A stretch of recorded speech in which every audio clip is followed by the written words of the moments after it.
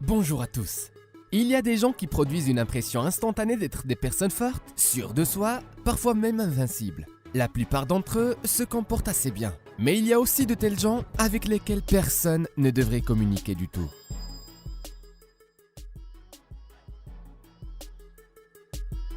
Ce mec se fait appeler le Ninja Noir et montre un talent irréel dans le combat.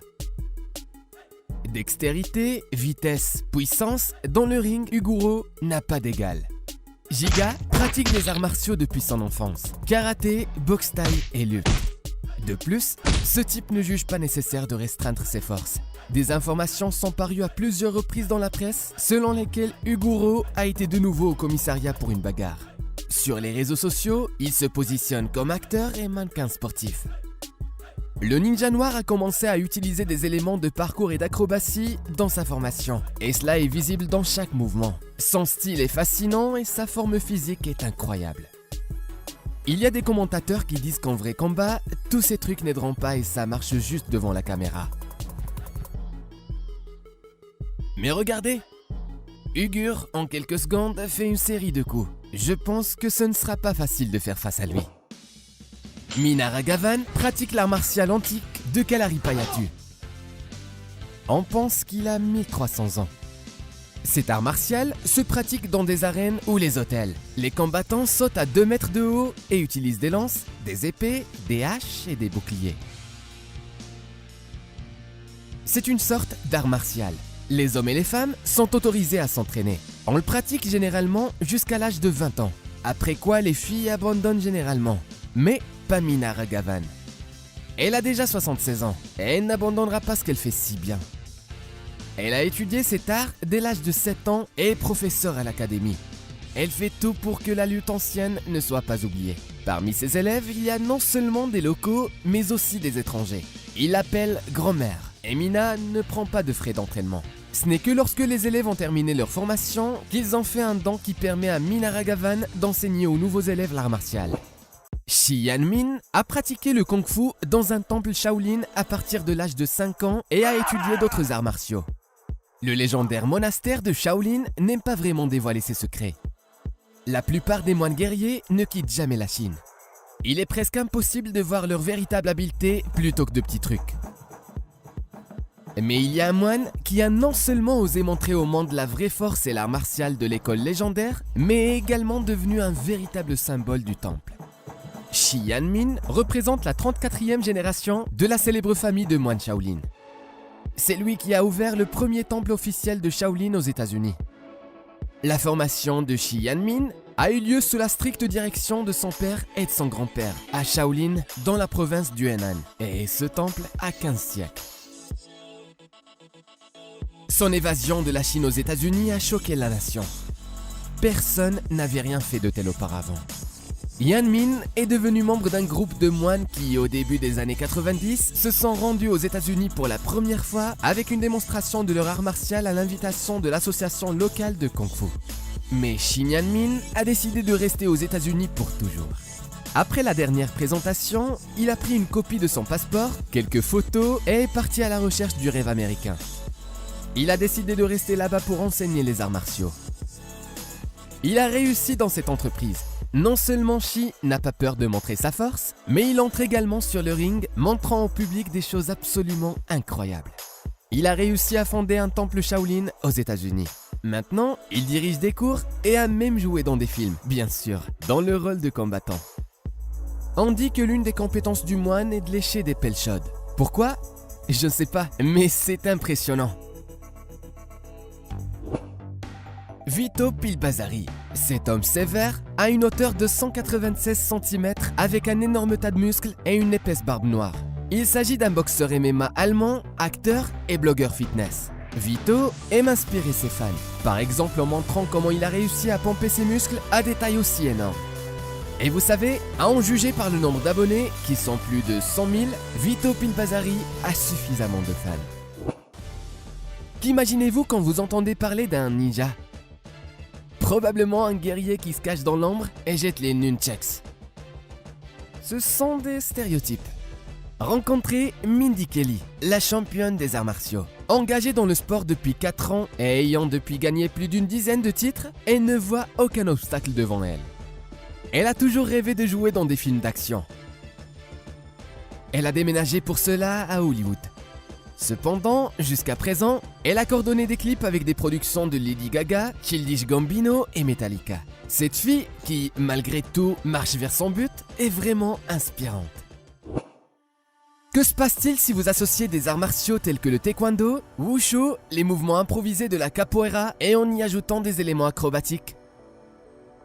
Un art martial vertigineux qui ressemble à tout à la fois et en même temps ne ressemble à rien au monde.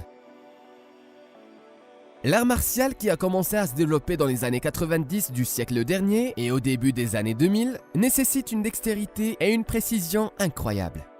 L'un des meilleurs représentants de cette incroyable école est le coréen In Gun-soo, aussi connu sous le nom de Ki-gun. Il a commencé à pratiquer le taekwondo à l'âge de 5 ans et sa passion pour les arts martiaux a grandi avec le jeune athlète. Mais un jour, In Gun-soo a réalisé qu'il voulait quelque chose de nouveau, quelque chose de différent, mais en même temps basé sur le sport qu'il connaissait. Il est donc devenu Ki-gun. Aujourd'hui, les capacités du gars sont tout simplement incroyables. Alors essayez de ne pas vous évanouir en regardant ce gars tourner en sautant. Habituellement, les strongmen ont déjà l'air assez impressionnants. Mais J.D. Anderson se distingue à sa manière, et le fait n'est pas seulement qu'il se considère capable de tout. Il casse des battes de baseball, plie des casseroles à main nue, grignote quelque chose. En général, comme vous le comprenez, Anderson est un vrai homme fort. Les doutes des gens sur sa force ne font que faire travailler J.D. plus fort. Le strongman est détenteur de 6 records du monde et porte le titre d'Iceman. Pourquoi? C'est parce qu'il brise des blocs de glace épais avec son corps comme un bélier, comme ça, sans outils supplémentaires, seulement par le poids et la force de son corps, ainsi que par la rage contre la glace. S'il vous semble que les capacités de Robin Hood ou de Hawkeye sont un peu exagérées, alors vous n'avez tout simplement pas entendu parler de Luka Novotny. Il a vécu en Tchécoslovaquie, a appris à être sculpteur sur verre, puis a émigré aux États-Unis. Il a longtemps travaillé dans sa profession, mais ensuite il a décidé de poursuivre sa véritable passion. En 1997, il a fondé la société Salukibo. On pense qu'il fallait les meilleurs arcs du monde et nous parlons bien sûr des types traditionnels de ces armes. Le tir à l'arc en tant que sport olympique est actuellement développé dans tous les pays du monde, mais peu possèdent sa version traditionnelle. Et Luka Novotny crée non seulement ses arcs, mais il est également un instructeur à succès et démontre lui-même des compétences de tir tout simplement incroyables. Les victoires répétées dans les compétitions internationales en sont la preuve. Mais même sans médaille, il suffit de regarder comment Luka gère un arc pour voir à quel point il est cool. Il tire en passant devant une cible sur un cheval et la frappe. La liste la plus complète des réalisations du maître se trouve sur son site web et la longueur de cette liste est vraiment incroyable. Daniela D'Angelo n'a pas encore 18 ans, mais elle tire comme une déesse, de toutes sortes d'armes légères. Elle préfère ne pas écouter les critiques et les conseils d'en haut. Elle fait simplement ce qu'elle veut et le fait de mieux en mieux. La fille participe à des concours, mais rêve de devenir avocate. Peut-être que la vie ajustera les plans de Daniela. Elle jouera dans des films. En fin de compte, il y a si peu de beauté qui peuvent manipuler des armes à un niveau professionnel. Probablement, chaque homme aimerait avoir des muscles comme Arnold Schwarzenegger. Mais pour cela, il faut travailler beaucoup. Ben White a des muscles énormes. Il est né le 30 octobre 1978 en Floride, aux États-Unis. Dès l'âge de 16 ans, il a commencé à s'impliquer dans les sports de combat. Initialement, l'athlète a participé aux compétitions de développé couché. Un peu plus tard en powerlifting, puis en bodybuilding. Depuis 2008, la carrière professionnelle du culturiste a commencé. Il a participé à New York Pro Championships IFBB où il s'est classé le 6e. Le succès est venu en 2011. Ben a réussi à gagner lors de son premier show professionnel Tampa Pro Championships IFBB. Cette victoire lui a permis de se qualifier pour le tournoi principal de l'armée Mr. Olympia 2011. Maintenant, Ben White est un bodybuilder professionnel actif et un powerlifter. En novembre 2011, sa photo a été publiée sur la couverture de Muscular Development. Ces gens nous étonnent tous par leur capacité physique. La persévérance, la patience et l'abnégation ont fait leur travail. Ils ont réussi chacun à sa manière. Et maintenant, la seule chose qui reste aux autres est de les regarder avec enthousiasme, ne croyant pas qu'une telle chose est même possible. Si vous êtes d'accord, aimez et abonnez-vous à notre chaîne.